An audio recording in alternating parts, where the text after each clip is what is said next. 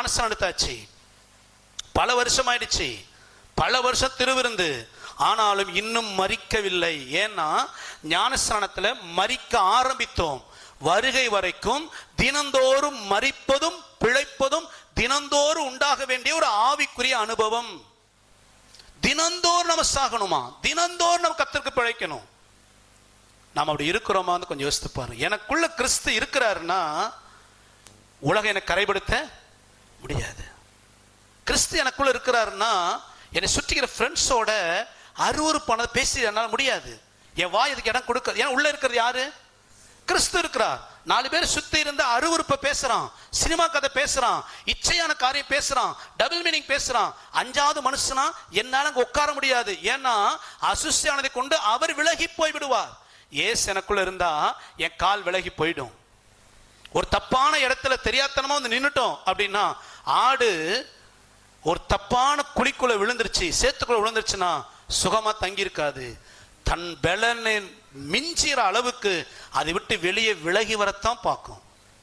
இயேசு எனக்குள்ள பிழைத்திருப்பது உண்மைன்னா உலகத்தால் என்னால் கரைப்பட முடியாது. அல்லேலூயா. கொஞ்சம் தயவு செய்து உங்களை ஆராய்ந்து பாருங்க. இந்த செய்தி கேட்டு அப்படியே போயிடாதீங்க. கிறிஸ்து எனக்குள்ள இருக்கிறாரா?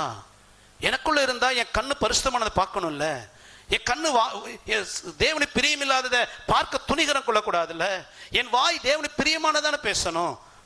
கொஞ்சம் உங்களை ஆராய்ந்து பாருங்க. இப்படிப்பட்டவர்களை தான் அழைக்க இயேசு வரப்போகிறார். அல்லேலூயா. நீ 1 தெசலோனிக்கேயர் 4ஆம் அதிகாரம் 16-17 வாசிக்கும் பொழுது பிரதான தூதன் எக்கால சத்தம் துணிக்குமா?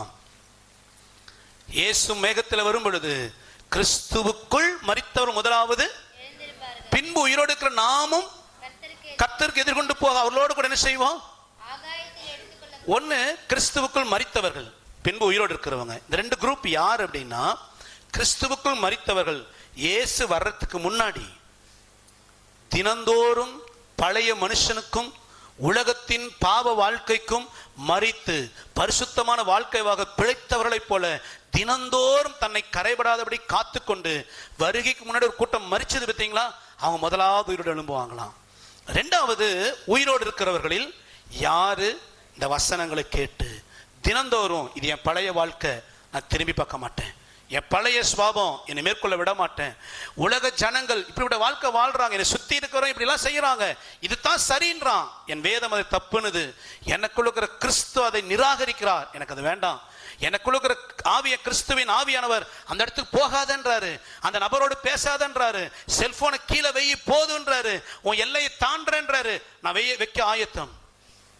கிறிஸ்து எனக்குள்ள இருந்தா பியாண்ட் லிமிட் நான் போக முடியாது, லிமிட்டை தாண்ட முடியாது. நான் நீங்க லிமிட்டை தாண்டி எல்லாமே செய்துட்டு சபைக்குள் வர்றீங்க அப்படின்னா கிறிஸ்துவை நீ இழந்து போய் நிற்கிறீங்கன்னு அர்த்தம்.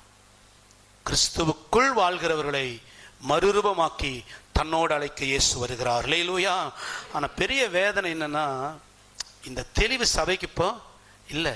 இயேசு சீக்கிரம் வரப்போறாரு, மரித்து பிழைத்திருக்கிற கூட்டத்தை அழைக்க வரப்போறாருங்கிற தெளிவு இன்னைக்கு சபைக்கு இல்லாதனால இன்னைக்கு அநேகர் தன்னை கரைப்படுத்தி வாழ்றோம். திரும்ப அந்த ரோமர் 6:11 வாசிங்களேன். அப்படியே நீங்களும் உங்களை பாவத்திற்கு மரித்தவர்களாகவும் நம்முடைய கர்த்தராகிய இயேசு கிறிஸ்துவுக்குள் தேவனுக்கென்று பிழைத்திருக்கிறவர்களாகவும் எண்ணிக்கொள்ளுங்கள். சரி, பாவத்துக்கு மரித்து நீதிக்கு பிழைக்கணும், பழைய மனுஷனை நம்ம சாகடிக்கணும், இதெல்லாம் பார்த்தோம். எப்படி சாகடிக்கிறது? இதுதான் பெரிய பிரச்சனையே இன்னைக்கு. ஆமாம்ல, பழைய மனுஷன் நம்ம வாழ்க்கையில உண்டு, உண்மைதான், பழைய வாழ்க்கை வாழ்ந்தோம். ஆனா அப்பப்போ எட்டி பார்க்குது, என்னால் மேற்கொள்ள முடியல பாஸ்டர். நீ சொல்றபடி உண்மையான நான் பழைய ஆள் பார்த்தீங்கன்னா ஒரு பயன்ட்ட நெருங்க முடியாது, நான் வாயை திறந்தேன்னா கப்ச்சு போயிடுவாங்க. இதே பழைய வாழ்க்கை தான்.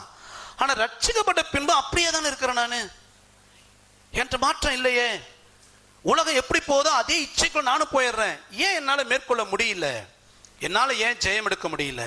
இங்க பவுல் சொல்லும் பொழுது சில விஷயங்களை, அடிப்படை சத்தியத்தை நம்ம தெளிவா புரிஞ்சுக்கணும். அந்த ரோமர் 6:11 திரும்ப வாசிங்க.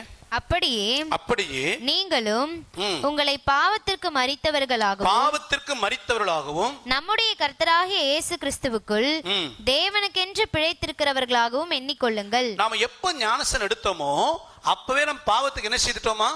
மரிச்சிட்டோம், நீதிக்கு பிழைச்சிட்டோம். இந்த வார்த்தைக்கு என்ன அர்த்தம்னா, ரட்சிக்கப்படும் முன்பதாக உலகத்தின் பாவம், நமக்குள் இருக்கிற மாமிசம் நம்மை ஆளுகை பண்ணினது. நம்ம பாவத்துக்கு அடிமையா இருந்தோம். தப்புன்னு தெரிஞ்சா கூட சில நேரத்தை விடாம நம்மால இருக்க முடியல. ஆனா எப்போ நம்ம ஞானஸ்நானம் எடுத்தோமோ அந்த பாவத்தின் அடிமைத்தனத்திலிருந்து கர்த்தர் நம்மை விடுதலையாக்கி விட்டார். பாவத்தை நம்மால ஜெயிக்க முடியும். அல்லேலூயா.